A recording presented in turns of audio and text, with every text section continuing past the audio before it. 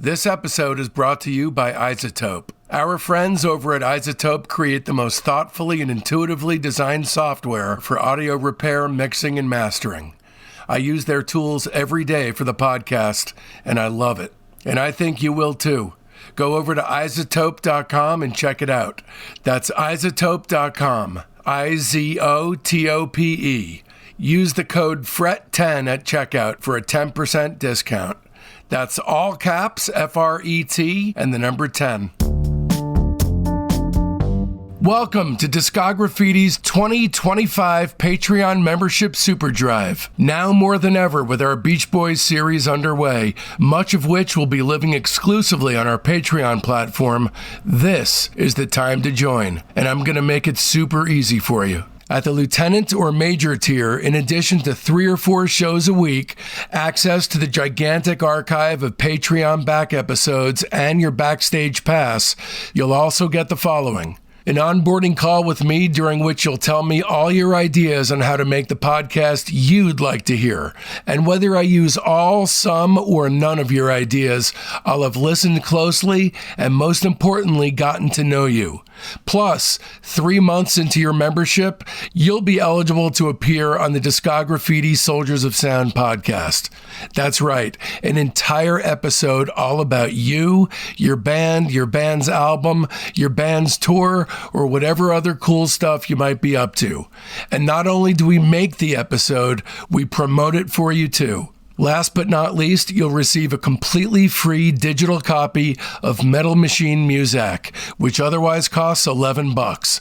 Metal Machine Muzak is Discograffiti's double album Lou Reed tribute featuring 16-minute pieces by Lou Barlow from Sebadoh and Dino Jr., Corey Hansen from Wand, Mark Robinson from Unrest, and W. Cullen Hart from Olivia Tremor Control. Please tell all your music obsessive friends. In fact, if your friends do sign up, be sure to email me at info@discograffiti.com and let me know who they are, because I'll be sending you an additional surprise gift on top of everything else as a token of my gratitude. And now, without further ado, the greatest music commentary podcast in all the land, I bring you Discograffiti.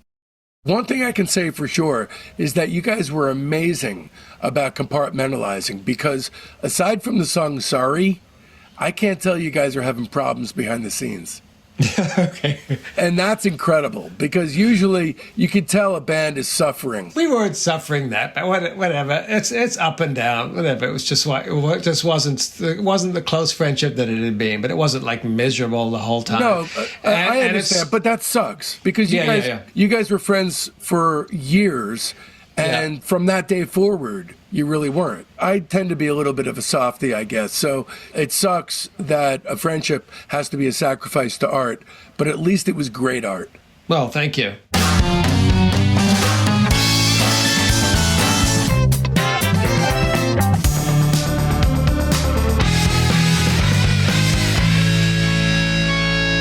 Welcome to Discograffiti, the music obsessives podcast that gives freaks like you and me the chance to connect with a brotherhood obsessed with rating the entire discography of every single artist and band that ever mattered.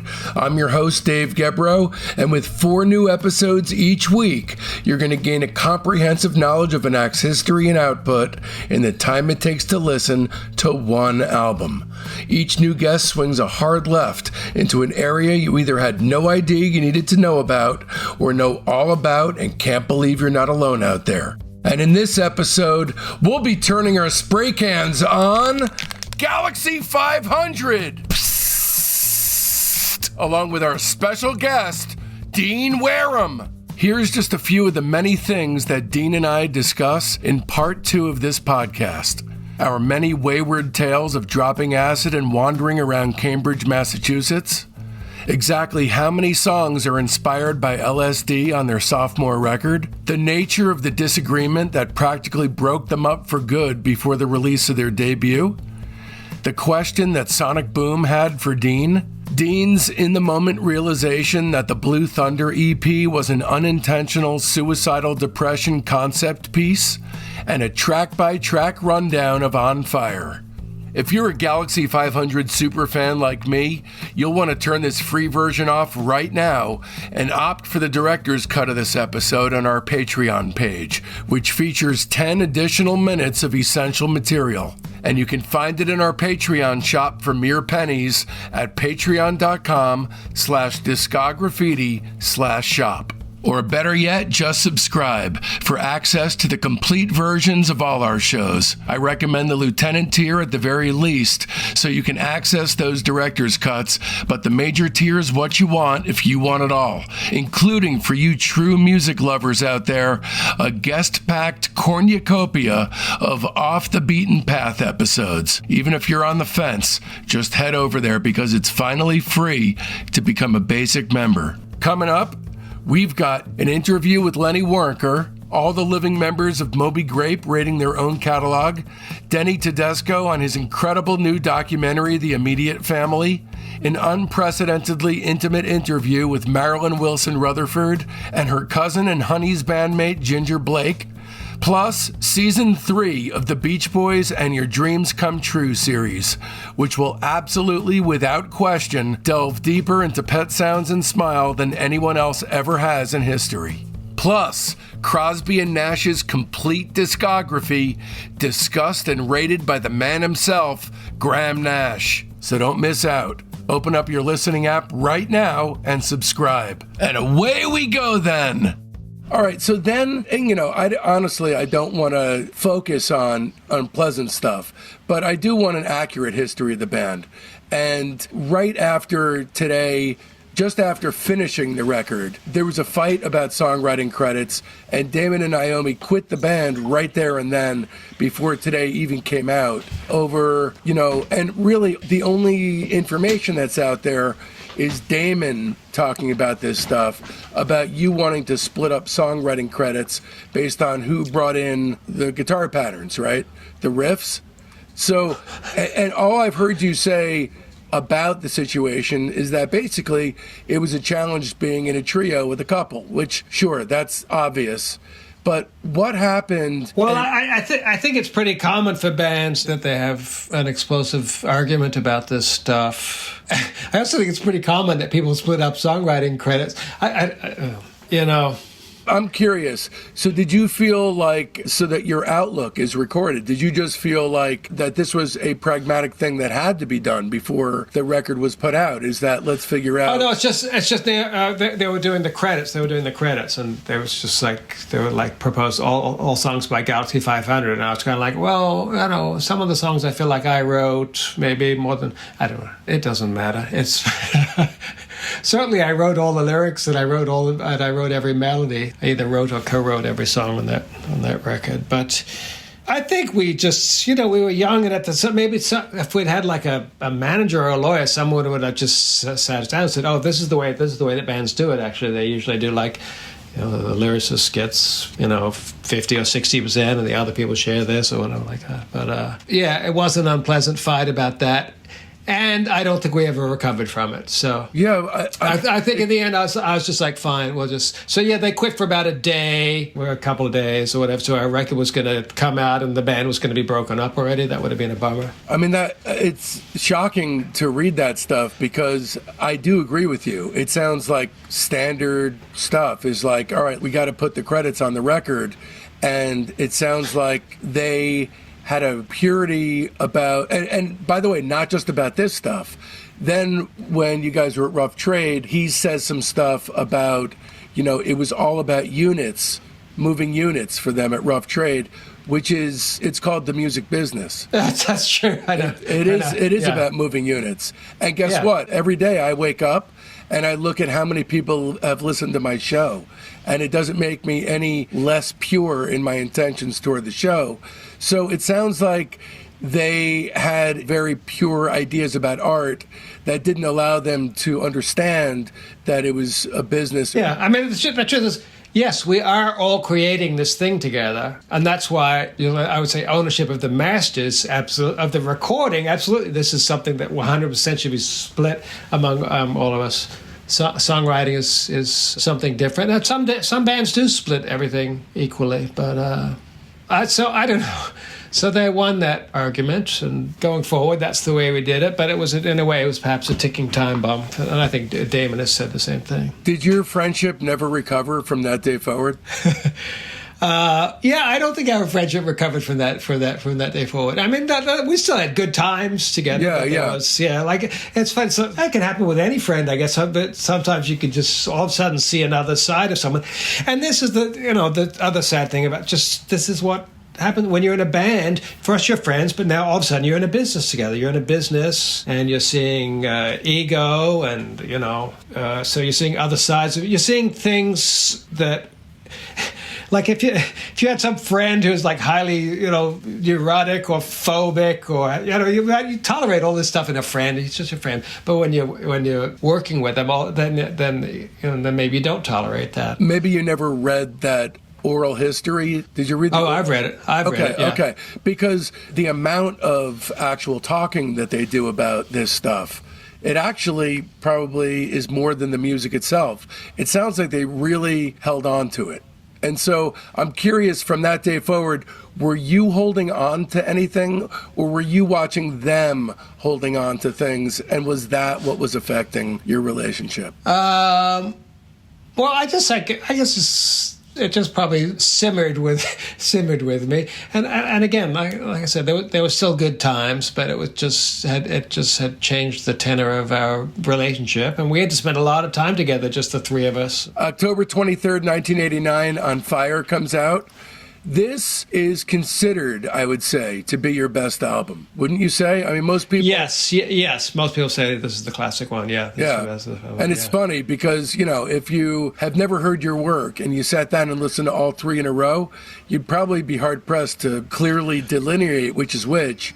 But, to me, there are differences. But one thing I can say for sure is that you guys were amazing about compartmentalizing, because aside from the song Sorry, I can't tell you guys are having problems behind the scenes.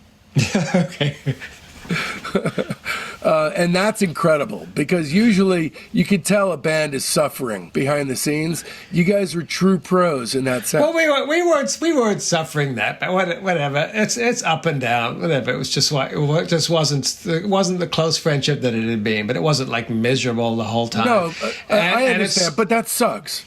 Because you guys were friends for years, and from that day forward, you really weren't. I mean, because after the band, that was it. So I tend to be a little bit of a softie, I guess. So to bid a friendship farewell, like I say later on, I wrote this in my thing, it sucks that a friendship has to be a sacrifice to art, but at least it was great art. Well, thank you. Yeah. Yeah. At least it was still exciting for us to make these records together. Yeah. Well, so for this record, everyone's got great things to say. Damon says, I remember everything being in sync for On Fire, our professional relationship to one another, the band's relationship to Kramer, our feeling for what we could do with the song as a group and on a record. It was exciting to be making that happen in a studio. It felt like anything we threw into the mix would work. Kramer said, we made that record so easily. I'm not even sure there were any second takes. It's one of the easiest records I ever made. All the ideas I had, the instruments to play, bringing in Ralph Carney to play, those are all my ideas. And then you said, about the two separate sessions, some as demos for Slash, and then the rest right after the new music seminar. Yeah. Right? That's how it was completed? Is that how it worked? Yes, that's how, the rest of it in the summer. And we'd made a record before, so we felt a lot more confident this time, and Kramer was a lot more involved this time than he was on not that he wasn't involved on the first album, but he was even more involved with suggestions like that one you mentioned for Ralph Carney. Yeah. There were second takes of a couple of songs. There's a couple of things like Ceremony. Well, that's not really on the album. We redid that. There were two versions of that, I know. Well, let's drop the needle here. There's a lot of good stuff to talk about here. So Blue Thunder, which apparently is a song about the power steering action in your old 1975 Dodge Dart, right? Yeah, it is about I nicknamed my Dodge Dart Blue Thunder. For the movie about the Roy Scheider with Roy Scheider and Malcolm McDowell about the LAPD introducing this new military helicopter that they were going to use on the civilian population. Yeah, I saw that in the theater in 1983. But of course, that's not what the song's about. The song's about so that's that. Then I've named my Dodge Dart that. Yeah, it's about driving around. It's a driving song, and it's a nod to Roadrunner, too, I guess. So the wordless chorus. My guess is that you had written words there, or at least tried, and discovered it was better left alone. Is that what happened, or no? I mean, I probably thought I should have written words, but sometimes it's just like, it's just too short of a thing. Yeah. I could, so it's just better to just hum a few lines, and sometimes that works better. Sometimes it's just too short to cram some words into it. And you've also said that part at the end where you're singing I'll Drive So Far Away, but you didn't know beforehand that you were going to sing it so high and loud. It just came out of your mouth that way, and everyone was surprised in the studio? Yeah, I think that's true. Yeah, I don't think I hadn't practiced that. I don't think I'd done that in the rehearsal room or anything. So it's kind of like, if we go back to the Bee Gees, I think the Bee Gees in Miami. I think Barry discovers he's got this voice, this trick that he can do. That he can pull this, and it's like discovering a new part of yourself, and that feels sort of like what this was. And maybe Kramer kind of pushed me there by asking me to do some high things. But that, yeah. So do you know that song that he discovered that? It's from '73, the record where he discovers that voice. Yeah. The moment is actually amazing. It is like an eye-opening moment, and the track is incredible. I think it's called Dogs. If I remember correctly. I'll have to go look for that. It's fantastic. I remember he talks about it in the documentary, I think, right? Yeah. And then you have said, I remember Carney asking Kramer what key Blue Thunder was in, but Kramer wouldn't tell him. You'll know, he said. Yes, that's true. I think they also, they smoked a joint together, and then Kramer's just like, he's like, what key? He's like, yeah, you know. Honestly, I'm glad you left the sax take off. Yeah, well, we got him, that was a tough decision, but we've got him on the saxophone on Decomposing Trees, which is awesome. Yeah, that's great. But this was the one to be the alternate take, I think. Yeah. Okay. Good. Well, then we made the right decision for me. For whatever it's worth. Okay, so Blue Thunder, does that pass your 2025 Dean Wareham? Yeah, it's great. It's great, and I love singing it still. Yeah. Tell me, with a catalog filled with simple songs, this could be the most straightforward and simple song that you ever did for Galaxie 500. It almost sounds like you were intentionally going for the ultimate minimizing attenuation imaginable of your particular style. Yep, it's pretty simple. There's no chorus. Again, there's no chorus, right? There's just... Yeah, but also one of the most wild and atonal guitar workouts you ever did.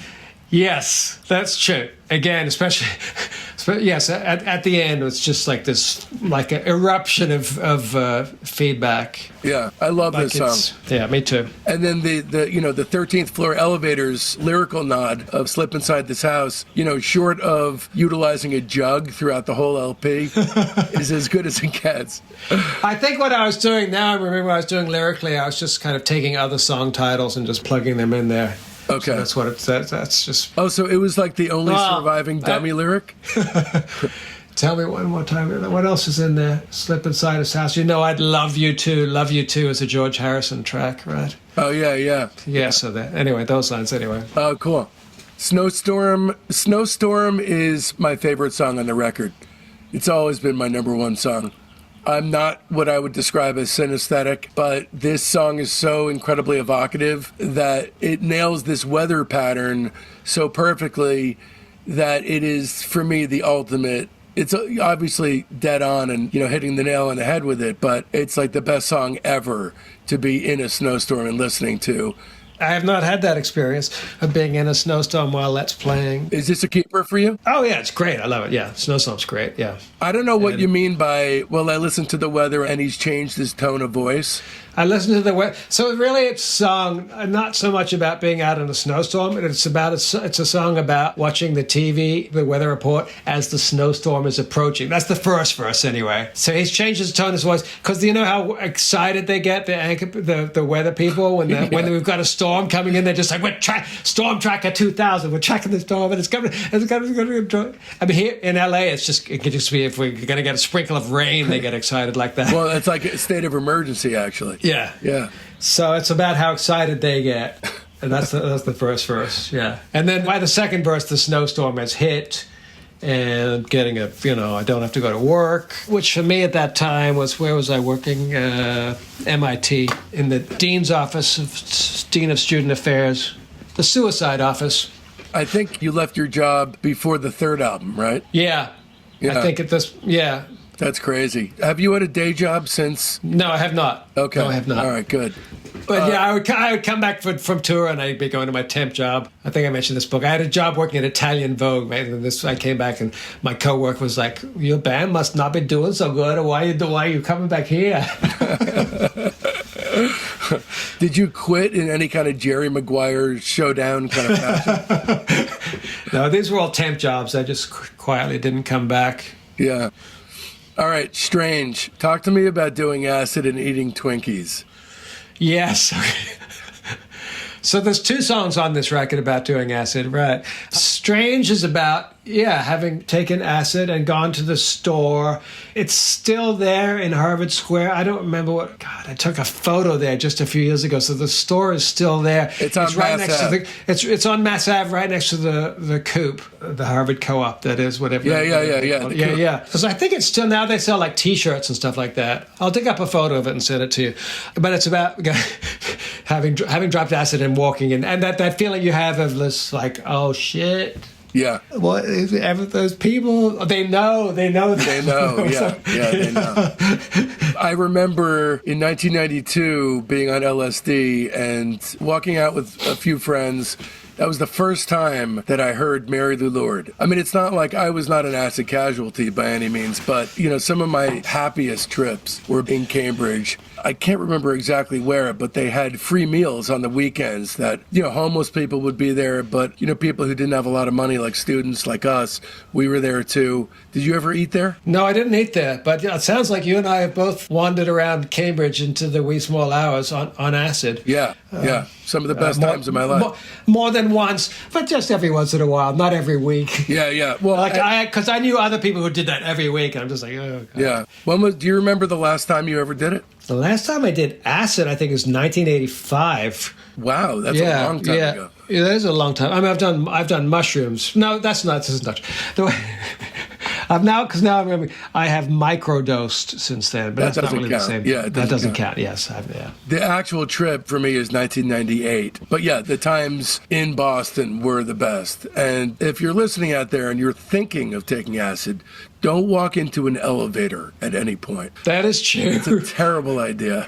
Now you mentioned that, I could just really vividly remember walking into an elevator in the William James building, the psychology building at Harvard University, because we wanted to go up on the roof. We're just like, we need to get up the roof, and getting in an elevator, and then someone else gets in, and then you're just like standing there trying not to laugh, just like, oh my God, they know. So this is just about buying Twinkies at a convenience store, right? Yes, it is. Okay. And I know it's funny, because Damon has talked about the song, and he's about how, because it's our biggest song on streaming services on Spotify, and he's like, he thinks it's the algorithm or something, and I don't think it's the algorithm. I think it's because he's like, it was never a single and there was never a video, but it should have been a single and there should have been a video, and so I think it is a song that people connected to right away. It often got mentioned in reviews, or people like that. That's my favorite song on the record. Yeah. I don't think it's the best song on the record, but it's a great song. Yeah. But I mean, I would put Snowstorm and When Will You Come Home is just epic. I mean, that song, which is the next one, along with Snowstorm, I think it's the most major work on the record for me. The build of it, the chord progression, which charges you headfirst into the song with just awesome power. It has a late era VU excellence to the songcraft. Plus, your strumming style here has true propulsion.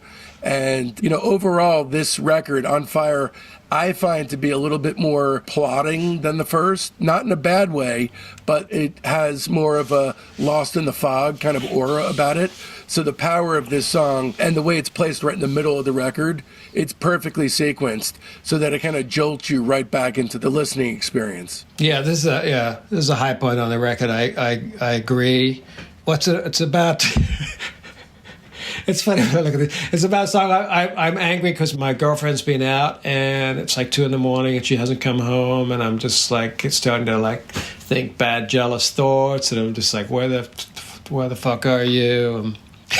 It's a pretty slight idea for a song, but that's what songwriting's about. You take these little moments of anguish and build them into something bigger than they are. Yeah, I mean, there's nothing wrong with that, because as ridiculous as the concept is, you create something so epic out of it that it justifies the emotion. Yeah. Decomposing trees. So I'm guessing this is the second song about acid. Yes. Okay. This is a song, me looking back. Acid, for better or for worse, people will bore you with their acid stories, right? Because they stick in your brain. They're transformative in a way. Or at least the first few times you do it, they change you and you think about it. And so this was a song. I had dropped acid with my friends Mark and Graham. Oh, a couple of times we did this. We went to Graham's grandparents' place outside New York City, outside of New City in the woods, and we went for a walk in the stream. And it was like sat down and was looking at the mud, and I was picking up the mud. I was like, oh my God, the mud is like, it's like made up of leaves. And I'm like, oh, wow. So like the leaves fall and then they rot and they turn into mud, and then the trees grow in the mud.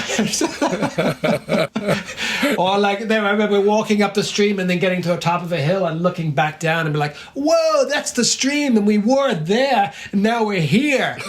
This is like the stuff that seemed so profound at the time. I remember being on acid on Commonwealth Avenue at the BU Bridge. It was late.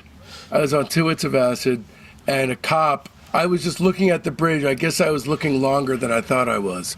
So a cop pulled up and shined a flashlight right in my face and asked me what I was doing.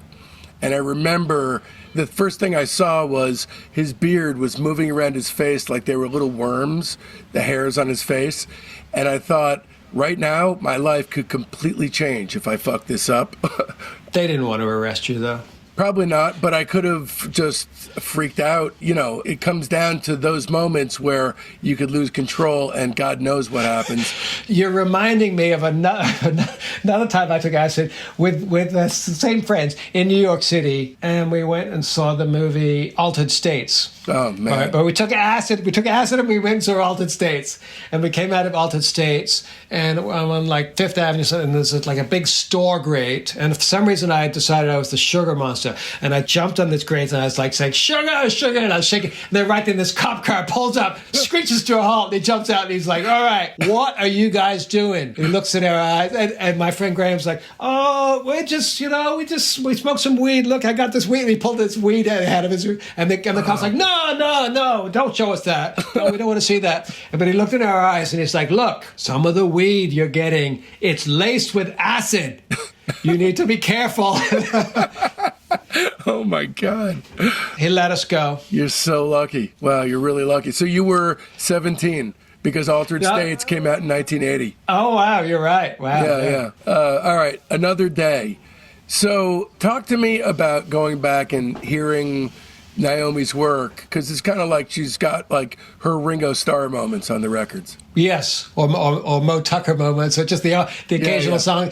Yeah, I love Another Day. They wrote the lyrics and melody for this one, and just everything came together. It's a great vocal by her, and then Kramer was like, "Well, why don't you, like in this bridge sing like nya nya nya nya nya nya," which is funny, but it works. That's you, right? Yeah, I guess that's me. Yeah, unless we all did it, I can't remember. We might have all done the nya nyas as a group vocal, and then the backwards guitar solo. The first time I'd done that. That's awesome. We flipped the tape. Yeah. You know, the way that her vocal blends with your vocal on this record and the next one is really great. I mean, There's nothing separate or different that doesn't, actually blend and increase the effect of what the record's trying to do. And it's a great mix by Kramer. Yeah. He mixed all of these things. So he mixed each song in about 30 minutes, I would say. Leave the Planet in my top 3 on the record. The melody, chord progression, and the background vocal work that you do to accompany yourself is just top shelf. And those Eastern licks that you dollop out into the verse breaks is perfection. What's the 2025 Dean's outlook on this? I wouldn't put it in the top 3, but I like it. When I had to come back and study that song to play On Fire in its entirety, I was like, what the hell am I doing on the guitar there? What's like... It's that snake charmer thing. Snake charmer thing. Because I'm not... Maybe I'm just doing the wrong scale, but it works. It does work, yeah. Lyrically, it's from a story I had read about William Burroughs. Someone was staying with Burroughs in Paris and recalled Burroughs banging on his door in the middle of the night saying, "Wake up! We need to leave the planet." Are you a big fan of Burroughs? I think I'm more interested in him as a person than actually reading the stuff. I'm more interested in reading about his life. Yeah. In September 1993, I went to his house, and the presumptuous kid that I was, I went at 10 p.m. like an asshole, and I knocked on his door with a couple friends. And wait, in Lawrence, Kansas? In Lawrence. Yeah. Okay. And I woke him up. And he said, come back tomorrow. And we came back the next day and hung out for a half hour. And again, like a presumptuous piece of shit, I took out a tape recorder from my bag because I thought, hey, I figured he did all this tape recording work with Byron Geisen. So without even asking, I took out a tape recorder, just set it on the table, and recorded the whole thing. And it's one of the highlights of my life, obviously. You still have that? That's good. I do, yeah, I do. Oh, hi, I'm Dave Gebrow. I threw my career as a licensed hearing instrument specialist in the trash, sold my house, and moved to the East Coast with my wife and 5-year-old son in order to focus on making the ultimate weekly podcast for music obsessives thrive. But weekly wasn't enough for me, so I bumped it up to 4 shows a week. Becoming a subscriber to Discograffiti's Patreon gives you access to hundreds of exclusive episodes. As a 2-show-per-week private, you get the weekly show by and for our Patreon family, the Discograffiti Soldiers of Sound podcast. As a 3-show-a-week lieutenant, you'll get early release, ad-free, extended director's cuts of the main show. They're the shows as they were intended to be heard. Plus, you'll gain access to half the Patreon archive and the upcoming Beach Boys Behind the Mirror companion episodes, which will feature dozens of special guests from within the Beach Boys camp talking about and rating their music. But as a 4-show-per-week major, you'll be drowning in a flood of must-hear binge listening, because I'll be bombarding you with episodes about super cool bands that are too subterranean for free Fridays. It's like going to music college, but with a tuition that makes all kinds of sense. Plus, our entire Patreon archive is yours. Discograffiti's Top 10, our Buried Treasure show, Rock Cousteau, our Slag Off show, Queasy Listening, and the Private Press with Paul Major. And all that for the price of only a cup of coffee a week. Times are tough, you say? Fret not, because there's a $1 tier. Or you could just join as a basic member and buy episodes piecemeal from our Patreon shop. Don't risk feeling badly about yourself by not giving. Check out patreon.com/discograffiti to find the tier that's right for you. Once again, that's patreon.com/discograffiti. This episode is brought to you in part by Bespoke LA. Located in the Fairfax district of Los Angeles, Bespoke LA is the modern podcaster's dream come true. It's got 2 podcast pods available, one with audio only and the other with both audio and video. Just think, you can start your own podcast tomorrow without investing a single penny in equipment. What, you don't have experience editing? Don't even sweat it. For an additional fee, Bespoke LA can edit your podcast. Or not, it's entirely up to you. Rates start at $75 an hour with discounts if you book 4 sessions at once. Go to bespokela.com/podcast. That's BSPOKELA.com/podcast for more information or to book your time today. And be sure to tell them that Dave sent you for a one-time 25% discount. All right, Plastic Bird. Talk to me about this one. Plastic Bird. Yeah, I think Damon came up with the chords for this one because they're a little strange. Again, this is another song about me being mad at my girlfriend. I don't know. She bought me a present. It was, I think maybe it was Valentine's Day, and it was like this little toy bird. But then I don't know. She was being very standoffish with me in general. So she gave me the plastic bird and then told me to leave. So I left, and then I was just. I left it on wherever I said I left it. First Avenue, Second Avenue, I don't remember. I was like, this is a shitty gift. I was sensitive. Well, it sounds like just based on some of these songs, she may not have been the one. And obviously, you found out she wasn't, right? Because you guys got married, right? We did get married, yeah. Yeah. We got married and we're still friends. We just good. We just had brunch with her on Sunday. So. Oh, good. Yeah. Good. All right. Isn't it a pity? This is interesting. So, seeing as this was George's rumination on the shame and pathos of no longer getting on with his best mates, was it easier to address the situation in Galaxie 500 of the frayed friendships by only addressing it sideways through a cover song? Yeah, and I didn't even know that this song was written about the Beatles. I didn't realize that until I saw the Get Back special recently. That he already had that song and he's writing it about the Beatles. Is that what this is? It's like, we're young and we don't really know how to communicate that well, so let's address it, but let's do it, with a cocked brow through a cover of a song about another guy who didn't get along with his bandmates. I don't think we were talking to each other through the song. I think we just wanted to have a Beatles song in our repertoire. I mean, Kramer in Bongwater, Shock, every band he was in, they always had a Beatles cover. He was always saying, you got to have a Beatles song. Well, and was it because of the songcraft or the liberal amount of reverb that Spector used on All Things Must Pass that you think made this a good song choice for this record? Well, you just start doing it, and you just start doing the song and see if it fits your voice. I think, I don't know whose idea it was to do this song. I think it was probably Damon and Naomi's. I guarantee you, if that's whose choice it was, I'd be willing to bet money that it was because of that. I guarantee you. Right. Well, you'll have to ask them. And never performed live by Galaxie 500. No, I don't think we ever did. Yeah, it's a hard song to it's a hard song to play live because I've done it since, and I just have to remember to just keep it real slow. Keep it slow. What's difficult about it? Maybe because I don't have an organ player with it. It just feels like this thing's missing. It's just, I don't know. It's hard to make it exciting live. Did you guys know at this time when you did this song, or maybe I should say after the second record was done, that time was getting close to the band being done? Or, had that not occurred to you yet? I'm sure it occurred to me on some nights, but if I was in a mood. But we weren't making plans for the band to be done, no. Okay. No. Okay. So before my capsule review of On Fire, let's talk about Victory Garden, Ceremony, and Cold Night. First, I want to ask you, were you depressed at the time, or was it just a brilliantly thematically linked collection of lyrically like-minded suicide depression songs? I was not depressed. No, I was happy. I think I was, Because these are all songs about killing yourself, basically. Oh, you're right. Final Day.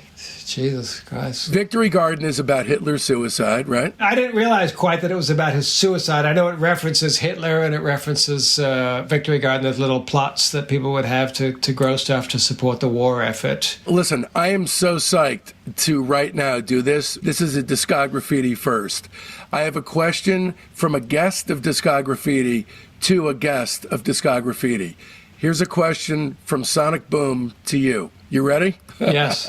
Spacemen 3 covered the Red Crayola's Victory Garden as well, although we never recorded it. Dean, how did you first hear the Red Crayola, and why did Victory Garden stand out? Oh, yeah. Well, I didn't know Spacemen did that, but... They never recorded it. Yeah, well, that's why. I first heard Red Crayola. Well, I heard the 80s Red Crayola, which is a different band of the band that Mayo had when he was living in England. So I knew that band. And then Byron Coley, the noted music critic, I was talking to him once in Boston. He's like, oh, you need to check out the early Red Crayola records. So it was his idea. We went and listened to it. And look, the Red Crayola records, they're shambolic, shall we say. Especially the one that this is on. Yeah. So there's not really a lot of songs that you would listen to and be like, oh, wow, we could cover this one. But Victory Garden is the one that immediately springs to mind. Like, oh, this feels like a real song. And, yeah. It's gorgeous. These three songs specifically, I really love, obviously thematically, they really hang together because of the stark, depressive angle of them and how they, feel of a piece. But, Ceremony, a really intense cover, perfectly done, again having to do with suicide. And as a band, you played this a lot. You played this 32 times apparently.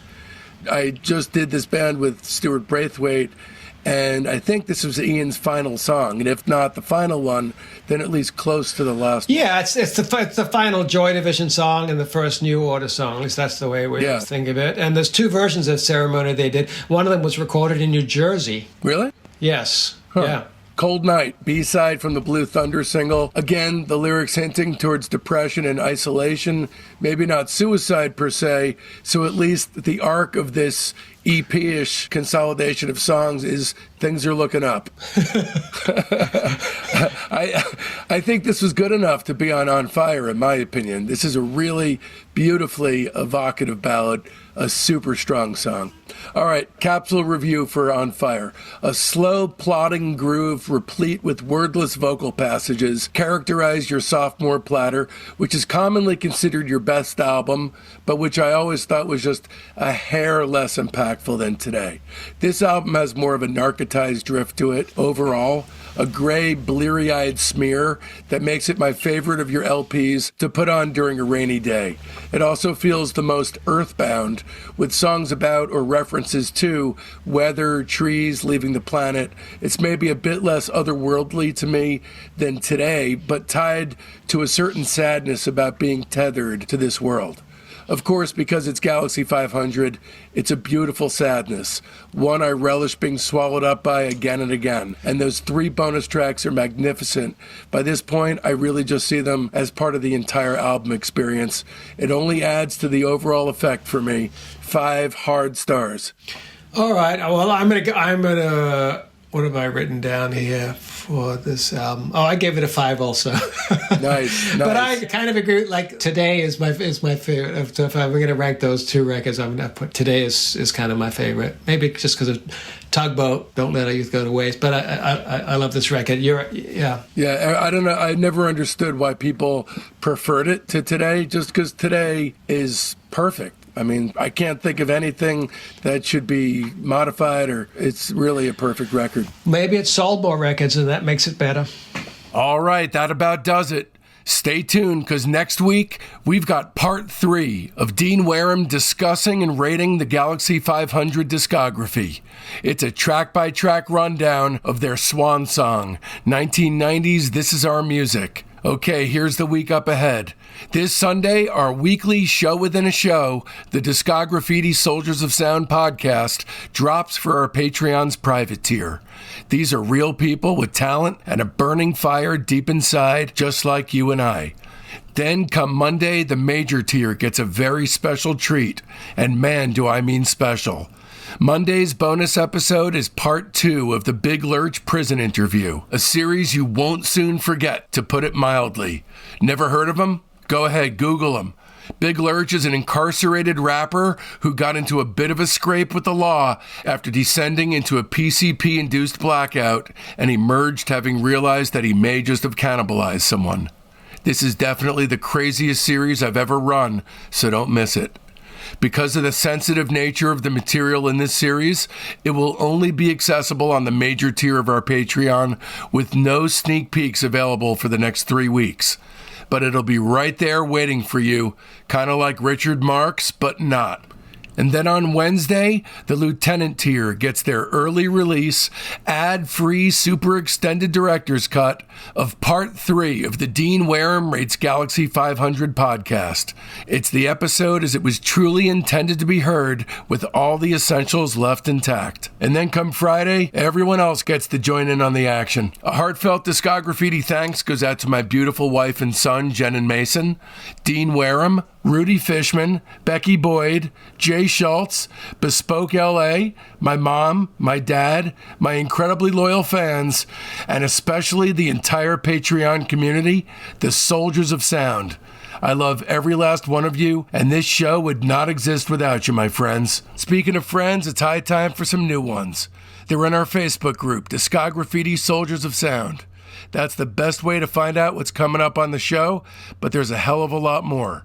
You get recaps of the day in music history, the ability to pitch questions to guests, polls that put you in the driver's seat on guest and band decisions, access to a thriving creative hub if you're looking for a collaborator, and much, much more. So make sure you don't miss out. You can find the link to the Discograffiti Soldiers of Sound Facebook page right there in the show notes. And if you don't mess with the Zuck, no sweat. Just email me at info@discograffiti.com and I'll keep you in the loop. So now that it's done and you want more, another way to dive even deeper into sparkling indie rock majesty is to leap head first into the Sonic Boom Rates Spacemen 3 series. That's episodes 183 to 186. Tom Morello rates the MC5, that's 177. Robert Schneider rates the Strawberry Alarm Clock, that's 175 and 176. No Ages Randy Randall rates Jesus Lizard, that's 172. Cindy Lee's Diamond Jubilee, that's 168. Chris Cohen rates himself, that's 166 and 167. Michael Imperioli rates the Smiths, that's 164 and 165. The Mark Robinson series, an incredible 16-hour interview, that's 128 to 136. Will Cullen Hart rates the Olivia Tremor Control, that's 131 to 133. Mike Watt rates the Minutemen, that's 124 to 126. The David Pajo series on Slint, that's 94 to 101. Bob Nastanovich rates Pavement, that's 49 to 58. Jonathan Rado rates Todd Rundgren, that's 37 and 40. Anthony Fantano rates The Velvet Underground, that's 32 and 33. Nirvana is episode 30. Bob Mayer rates The Replacements is 28 and 29. Pixies is 18. Jen Pelly on the Raincoats is 15. PJ Harvey is 12. And Cocteau Twins is 3. And of course, be sure to mark your calendars, because next Friday, May 16th, we're coming at you with Part 3 of Dean Wareham Rates Galaxie 500.